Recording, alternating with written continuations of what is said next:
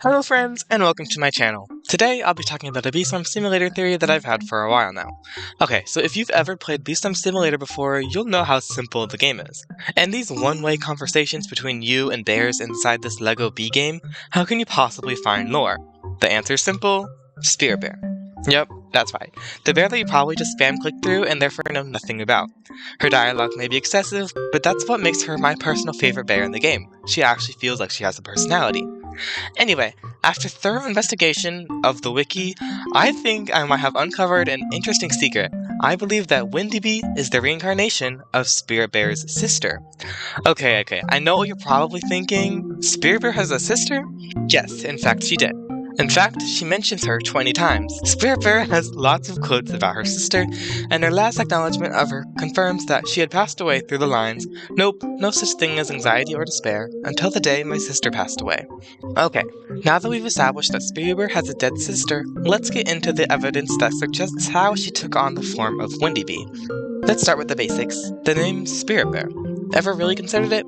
Yes, Spirit Bear is a real bear species, but Spirit Bear is clearly very spiritual. She even comments on how unspiritual her sister was, implying that she herself is a very spiritual person. Spirituality and souls are common themes when looking into reincarnation and such, making this theory not too far-fetched in my opinion. Something else to keep in mind is Wendy Bee's description: an ethereal bee as powerful and unpredictable as the weather. Seems pretty generic to me until I looked up the word ethereal. Extremely delicate and light in a way that seems too perfect for this world. This aligns with the sister theory. If Wendy Bee truly is Spirit Bear's sister, then it would truly be exceptional. A reunion after death does seem too perfect, doesn't it? Okay, now let's delve into some of Spirit Bear's quotes and discuss. Wendy Bee, darling bee. Oh, Wendy Bee, darling dear, why'd you blow this one on over to me? Although it doesn't directly indicate Wendy Bee being her sister, the word darling is a pretty personal word choice in my opinion. Not the biggest chunk of evidence, but trust me, we'll get there. You see, one of my most cherished honey days is nearly here, Galentine's Day. Galentine's Day, which is Bee-Swarm's version of Valentine's Day, is all about love and appreciation for others. Spirit Bear is the only bear to really recognize this holiday, which stuck out to me. She specifically celebrates the holiday that's all about love, and she asks you to decorate the wind shrine in celebration. This is probably a way to symbolize the love she feels for her sister.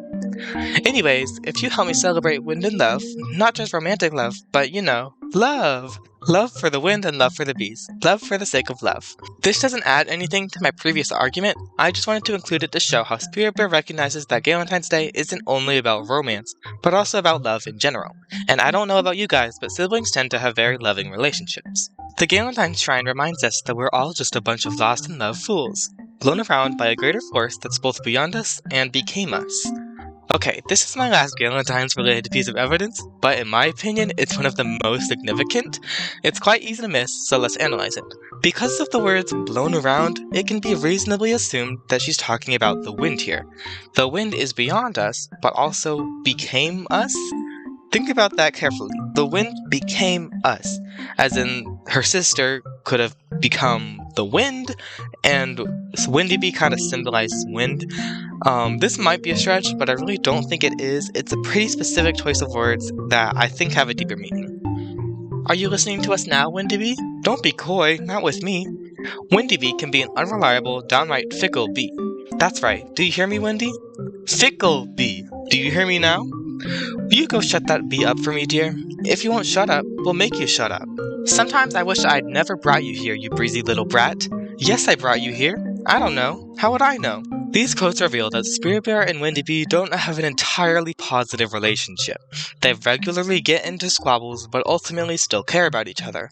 If this doesn't sound like a sibling dynamic, then I honestly don't know what does. Okay, this next one isn't a quote, but I still think it's important.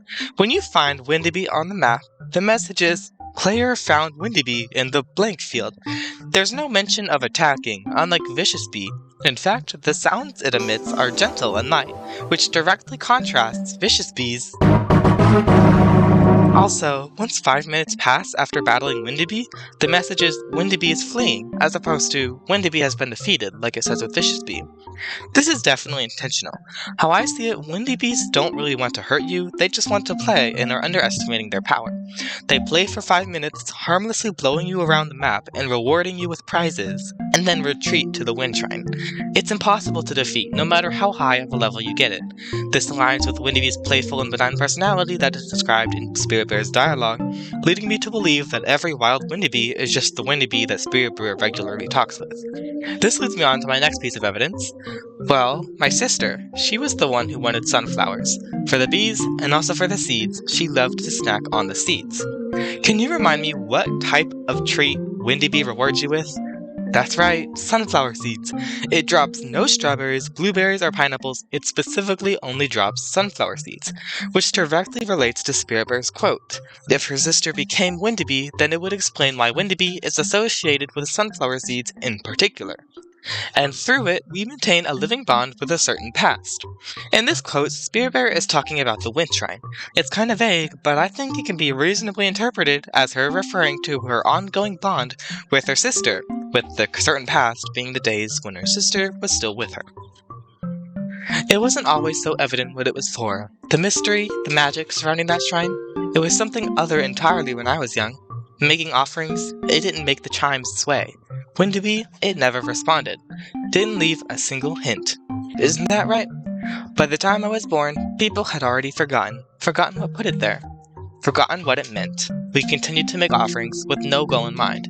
It was just what we did. This quote provides some backstory to the Wind Shrine. It reveals the shrine is incredibly old, but Spirit Bear mentions how there was seemingly no occupant when she was in her youth. No Windaby. This aligns with the claim that Windaby only came to be after her sister had passed away. Reverberations, echoes, traces of something. Of what? Nobody knows. Nobody.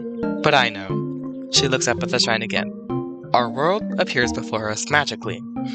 Always had a hunch that whoever made it saw something in nature that even I couldn't see. After all these years, I'm still trying to make it out.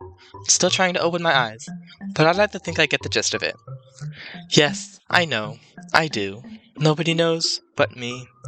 These quotes suggest that Spirit Bear knows something about the Wind Shrine that we don't. I think that very thing is that Windaby is really her sister. I didn't see Windy, not for months. I felt it. I knew. The winds, they weren't just winds. Not what I thought winds were back then. The rhythm of their changes spoke to me. I could feel a desire to be understood every time my fur would part, and with each gust, even those that nearly killed me, I sensed a desperation. Not my own. I knew it was the bee. The first time I saw it, oh, I broke down and cried. Right there, I fell to my knees and sobbed, more than I ever had before. I wasn't sad. Oh, no. I felt relieved. So relieved. Relieved and validated, and that I wasn't alone all that time. Most importantly, I felt safe. This quote really sells it for me.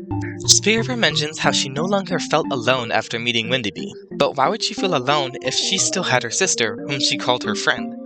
Also, why would her initial reaction to meeting Windaby be relief? She knew something about this bee when she first met it. She didn't feel cautious or confused. She initially felt secure and safe upon seeing it. It's such a distinct reaction that really indicates that there's some sort of spiritual connection between the two, larger than them just becoming friends. It really stands out to me as a quote. So there it is. That's my theory. I know it's kind of loose and disorganized, and I'm not even sure if Onnit wrote Spirit Bear's dialogue with it in mind, but I felt like the evidence was substantial enough to make a video on. Some people may say that this theory is instantly untrue due to every player being able to own a Windaby, therefore there is more than one, but I'm fully aware of this. I just think that the Windaby associated with the Wind Shrine, the same one associated with Spirit Bear, and also the wild Windabys, is Spirit Bear's deceased sister taking on a new form. What do you think? Be sure to let me know in the comments below, and please consider subscribing if you enjoyed. Thanks for watching, and I'll see you in the next one. Bye!